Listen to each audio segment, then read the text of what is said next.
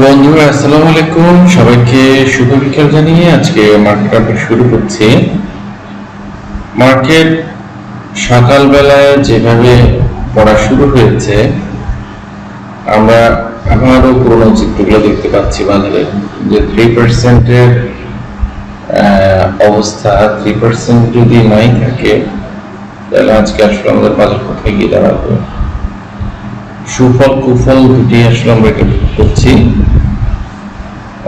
এখন সেগুলো চলে যাওয়ার পরেও তার অনুমোদিত যে বিষয়গুলো আমাদের বাজারে বর্তমানে এখনো আছে, সেগুলো যদি বাজার উপযোগী না হয়, সেটা অতি দ্রুত পরিবর্তন করে বাজারকে স্বাভাবিক অবস্থায় ফিরিয়ে আনা অতীব জরুরি। কিন্তু কাজটা করবে কে? এখন দেখুন, গতকালকে আমরা দেখেছি বিএনপির একজন পুরনো এমপি আবুল সাহেব, উনি এনবিএল এর দায়িত্ব নিয়েছেন। উনি গতকালকে দায়িত্ব নিয়েছেন, আজকে কি এটা ভালো হয়ে গেল, শুদ্ধ হয়ে গেল?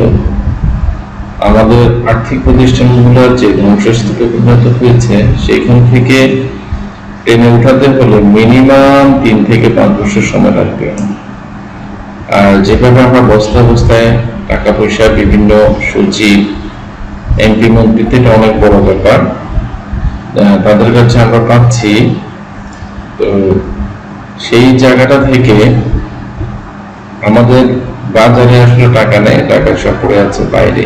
আর গত কয়েকদিন আগে আমি একটা কথা বলেছিলাম, আমাদের এক্স গভর্নর বাংলাদেশ ব্যাংক, যিনি কিনা প্রাইম মিনিস্টারের অর্ডারে বেশ হাজার হাজার কোটি টাকা ছাপিয়েছেন, সেই ভয়ে তিনি একবার তল্পিতল্পা না বুঝে দিয়ে ব্যাংককে পদত্যাগ করে পালিয়েছেন। এইভাবে যদি সবাই পলায়ন থাকে, তাহলে মূল ঘটনা উদ্ঘাটন করবে কে? কারণ হচ্ছে, যারা পালিয়েছে তারা কিন্তু নথিপত্র নিয়ে পালিয়েছে। প্রতিটা ডিপার্টমেন্টে আমরা দেখতে পাচ্ছি কোনো নথিপত্র নাই, নথিপত্র সরানো হয়ে গেছে সবকিছু। তো দেশ একটি নতুন ভাবে সংগঠিত হতে হলে পুঁজিবাজারের বাইরে কিছু নয়। আর আমরা যারা পুঁজিবাজারের ব্যবসা করছি, তারা সারা জীবনই একটা ধ্বংসস্তূপের মধ্যে আছে। নির্বাচিত সরকার আসলেও যেখানে আমরা পুঁজি হারাচ্ছি, আবার অনির্বাচিত সরকার আসলেও সেখানে তার কোনো নিশ্চয়তাই নেই। আমরা আসলে সব দিকে আমাদের অবস্থা চারিদিকে খারাপ। যেমন আপনি দেখেন, আমি নিউজটা বের করে রেখেছি আপনাদের পড়ার জন্য। সেটা হচ্ছে ডিসিসির সাবেক চেয়ারম্যান সহ 8 জনের ব্যাংক হিসাব জব্দ। তো ব্যাংক হিসাব ওরা ইউজুয়ালি চলে গেছে। ওরা যেহেতু বিগত সরকারের নেশা ছিল, হাজার হাজার কোটি টাকা কামিয়েছে বৈধ অবৈধ পথে। এখন নতুন চেয়ারম্যান আসার পরে যদি এগুলো আটকানো প্রয়োজন বোধ মনে করেন, আটকাবে। এটার জন্য পুরো বাজারে ভাবে পর্যদস্ত হয়ে পড়তে হবে কেন? উত্তর হচ্ছে, এক্স্যাক্টলি বাজারে যত ইনভেস্টমেন্ট আছে, এই 8 জন প্লাস 8 জনের যে সাঙ্গপাঙ্গরা আছে, তাদেরই অনেক বেশি আসলে ইনভেস্টমেন্ট আছে। তো তাদের নেতারা ধরা খেলেও তাদের ভ্রমণচমরা কিন্তু বাজারে রয়ে গেছে। এদের ব্যাপারগুলো কিন্তু কখনো সরে যায় না। তো সরে না যাওয়ার কারণে ওরা একটা সেল প্রেশার দিয়েছে। এটা কিন্তু অত বড় কোনো নিউজ না। আমাদের পুরো দেশ যেখানে সংগঠিত হচ্ছে, নতুন ভাবে গঠন হচ্ছে, সেখানে আমাদের শেয়ার বাজার তো হবেই, এটাই খুবই স্বাভাবিকভাবে নিতে হবে। তো সেটা যেহেতু কেউ নিচ্ছে না, পড়ে যাচ্ছে। এখন আমরা কিন্তু সাধারণ বিনিয়োগকারীরা যদি বলেছে আমরাই সেল করছি, আমরাই সেল প্রেশার দিচ্ছি, এটা ভুল। আমরা কয়টা শেয়ার সেল করবো, কতটা শেয়ার আমরা আসলে করবো, সেল করবো বা বাই করে বাজারকে উঠাবো না? মূলত শেয়ার বাজারটা বড় বিনিয়োগকারীদের হাতে চিমনি। তো এই ক্ষেত্রে এই ভদ্রলোকের অনেকেই কমেন্টস করছে, আজকে ওদের অ্যাকাউন্ট জব্দ করতে বললো কেন? তাহলে তো বাজার এরকম হতো না। বাজার ওদের অ্যাকাউন্ট জব্দ না করলেও তো গতকালকে এরকম হয়েছে, তার আগের দিনে হয়েছে। তো এখানে ওদের দোষ দিয়ে লাভ নেই। সংগঠিত যেটাই সংশোধন করা দরকার, সেটা যেভাবে হোক সংশোধন করে নতুন বাজার একটা আমরা তাড়াতাড়ি পাই, এটা একটা ভালো ব্যাপার। আরেকটা হচ্ছে দেখেন পাশের জিনিসটাই, ডিএসসি সিএসসির স্বতন্ত্র পরিচালকদের পদত্যাগের নির্দেশ। তো নির্দেশটা দিতে হবে কেন? তারা নিজেরাই এমনিতেই আসলে চলে যাবে। তো নির্দেশ না দিয়ে তাদেরকে বন্দী করে মানে সবকিছু বুঝিয়ে নিয়ে তাদেরকে জোরপূর্বক পদত্যাগ করানো উচিত, কারণ ওরা বাইরে থাকলেও সমস্যা, ভিতরে থাকলেও সমস্যা। এই দুইটা নিউজের কারণে আজকে আমরা বাজারের এই অর্থনীতি অবস্থা দেখতে পাচ্ছি। মর্নিং এ যেভাবে পড়েছে মনে হচ্ছে যেন হঠাৎ করে পা পিছলে পাহাড় থেকে একেবারে ৩-৪ হাজার ফিট নিচে চলে পড়ে গেছে, এরকম একটা অবস্থা। 11টা শেয়ার অ্যাডভান্সের দরকার কিছু হলে, জিরো হলেও সমস্যা কিছু, 108 পয়েন্ট মাইনাস, ভিক একদম বড় টাইপের। যেখানে কয়েকদিন আগে আমি বলেছি জিপিকে দিয়ে অসুস্থভাবে বাজারকে বাড়িয়ে আসলে আমাদের চার্টের সৌন্দর্য নষ্ট করা হয়েছে। জিপি সহ আদার্স যে শেয়ারগুলো কথা বলছে এখন সেগুলোও করছে, সাথে যেগুলো বাড়েনি সেগুলো করছে। 371টা শেয়ার ডিক্লাইন, 536 কোটি ট্রেড হয়েছে। গত প্রজেক্টে ট্রেড সামান্য বেশি হলো, এটা আমাদের তেমন কিছু না। আর আমরা এখন চলুন আমরা আমাদের স্বাভাবিক একটা বাজারের অবস্থা দেখি। এখানে একটা জিনিস উল্লেখযোগ্য ব্যাপার আছে, সারাদিনে স্কয়ার মার্কেট আসলে সকালবেলায় পতনমুখী দেখলেও শেষ বিকেলে কিন্তু বেশ উপর উঠেছে, 2460 থেকে 2730, মোটামুটি বেশ কিছু বেড়েছে। আমরা আজকে টপ 20 একটা মানে আশ্চর্যজনক জিনিস দেখতে পাচ্ছি, সেটা আপনাদের না দেখালেন না, সেটা হচ্ছে ইউসিবি, প্রাগ, সিটি, ঢাকা, টপ 5 এর মধ্যে 4টাই ব্যাংক। তারপর আসেন 7 নম্বরে ট্রাস্ট ব্যাংক, বিসিজিপি আছে, সিট্রল, এই লক্ষ্মী ছাড়া শেয়ারটা কেন যে টপ 10 আসে এটা বুঝি না। মিডল্যান্ড ব্যাংক, এনআরবিসি, ইসলামী ব্যাংক, ইবিএল, মানে টপ 10 অধিকাংশ শেয়ার হচ্ছে এখন ব্যাংক।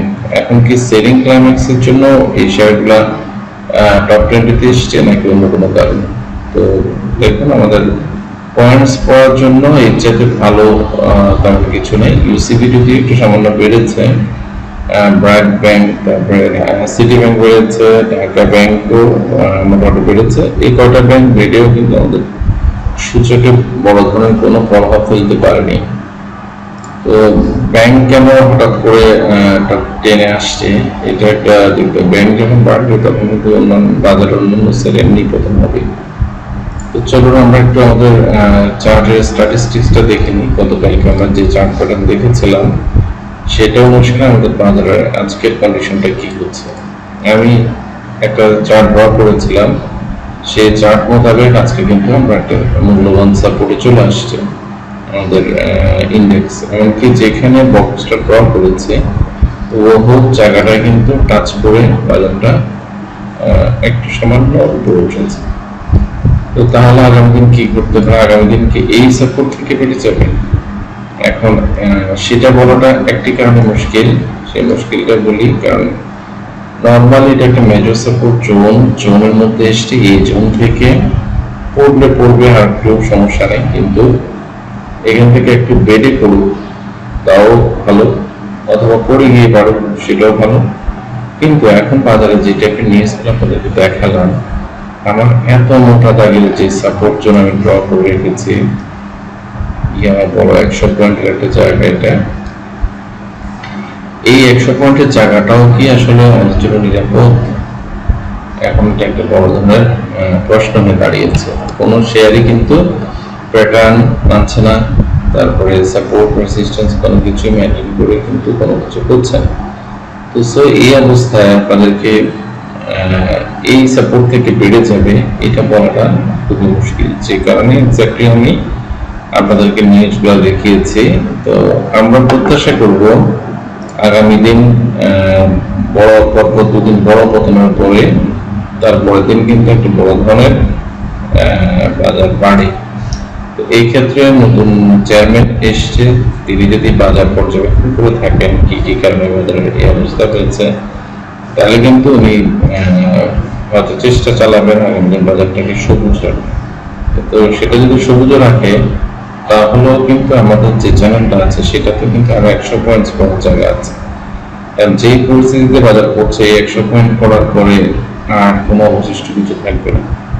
তো সো এটা একটা ব্যাপার আছে, এখান থেকেও বাড়তে পারে আর নিচে এসেও বাড়তে পারে, আগামী দিন যে কোনো ঘটনা ঘটতে পারে। যেমন আজকে অনেকগুলো শেয়ার মোটামুটি বায়ার এসছে, বায়ার চলে যাওয়ার পরে, তো সেটা একটা সন্তোষজনক ব্যাপার, কিন্তু পরে আবার শেষ বিকেলে এসে দেখি যে বায়ার নাই, সেলারের সংখ্যাই বেশি।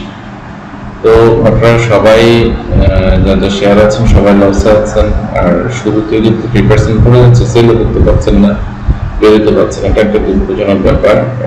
খুব সহসায় শিগগিরই আমাদের নতুন এসএসসি চেয়ারম্যান এগুলোর ব্যাপারে উদ্যোগ নেওয়া উচিত। আমাকে বলছে বাজার পুরো ডেস্ট্রয় হয়ে যায়, কারণ এসব ব্লক দেওয়ার কোনো দরকার নেই। এই ব্লক থেকে মুক্তি নেওয়া পর্যন্ত আমাদের শেয়ার বাজারের লোকটা আসলে মুক্তি পাবে না। কারণ আপনি 3% করে যদি আমি সিম্পলি যদি আমি সি করের কথাই বলি, আমি সি করটা একটু দেখাই, সি করের কথাই বলি, সি কর সে কখন থেকে পড়ছে, সি কর যদি সে 108 টাকা না কত থেকে যখন পড়া শুরু করেছে, সেখান থেকে যদি আমরা এখন 55 টাকা ধরি, এই রিভার্স 126 টাকা থেকে পড়া শুরু হচ্ছে, এখন 55 টাকা। এটা কি ভাবা যায়? এই জায়গাটার মধ্যে হয়তো মাঝে মধ্যে সেলের জন্য কিছুটা ইয়ে পেয়েছে, আর মূলত সেলের জন্য প্রায় 85 পর থেকে পাবলিক কিন্তু খুব বেশি একটা সেলের জন্য সুযোগ পায়নি। তো বাজার যদি এভাবে চলতে থাকে তাহলে আমাদের জন্য আসলে খুবই মুশকিল। আর সবাই সাবধানে থাকবেন। ধন্যবাদ।